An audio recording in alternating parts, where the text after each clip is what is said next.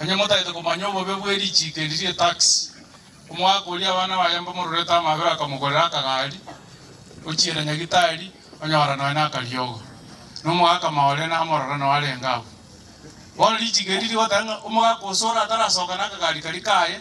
Umuntu ulitayiro beire nke miaka ose 15 20 buna kane tax uchesa serikali ya shilingi 1025 amanya basoka ne gari yani mangana yumba ya moigwe wona umwaka oyo ulitayite kale ukonya konyora kurwecha ose shilingi 1500 ngajawe cha kuruseli 25 achibwaka na bune tax amanya basoka ne gari otoka saba bachumbe baito bonse pi watu arama abere saba na inchi oligere lichi sabona iga Australia yatange senga njo covid yacha ekero mo minister gwe chiga sasa omete budget yo bate tanga tax yete ya komendo na ntururu okay ende Biden ekero basa omete budget ya umutenyo 10 iga tanga ri wa komendara wanenche tax ya go chiko bachi bese chiba konyo kwa kana rent lakini Kenya yoto lete kona jua tax baka ligo lilia mabuta yo gukarange sukuma egende igo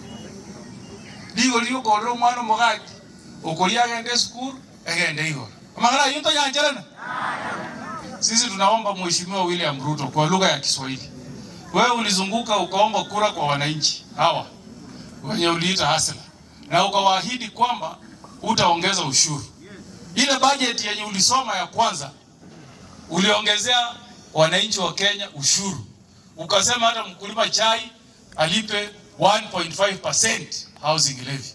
Wakulima mko na hiyo pesa ya kulipa hiyo? Hatujamaliza, umekuja umeongeza pesa ya NHIF ambayo sasa inaitwa SHIF. Na wananchi wakienda kwa hospitali kadi haitumiki. Ama nyinyi mnaona inatumika? Inatumika ama haitumiki? Sasa ni budget ya pili, hajafika hata ya tatu. Hii ni budget ya pili. Anasema mkate iongezewe 16%. That automatically hiyo mkate itaongeza bei. Wanasema excise duty iongezwe kwa ile bidhaa inatumika kutengeneza mafuta ya kupika. Ile mafuta ambayo kila mtu anaweka kwa sukuma wiki ndiye apate chakula. Anasema hiyo pia iongezeke. Hiyo itaongeza mafuta. Wale vijana wadogo wako na gari kidogo hivi wamenunua taksi kufanya kazi, ati kabla utoke nje uende kubeba mtu ufanye taksi, lipa serikali shilingi 25,000. Jameni mheshimiwa William Ruto, wewe una huruma kwa wananchi wale wa kuliteua jameni? Kwani hana huruma huyu mheshimiwa wetu ba? Sisi tunakuombea leo uokoke usiku huu. Uokoke usiku huu. Ikifika siku ya Alhamisi, wewe weka tax kwa vitu zingine. Hiyo hatukupingi. Lakini ile mambo ambayo inahusu mwananchi wa kawaida, tafadhali uache hiyo. Mnakubali wananchi? Tafadhali tumekuomba. Na pia 2027 mheshimiwa William Ruto sio mbali sana. Ukitesa hawa wananchi hawatasahau. Utakuja hapa 2027 ukisema wewe bwana asifiwe, kila mtu anakuangalia. Ukienda kwa debe inakuwa zero. Kwa hivyo mimi nasimama nyuma ya wananchi wa Nyamira na Wakenya kwa jumla kuomba kwamba serikali yetu isinyanyase mwananchi. Ifuate hata kule wale walikuwa wakoloni wetu.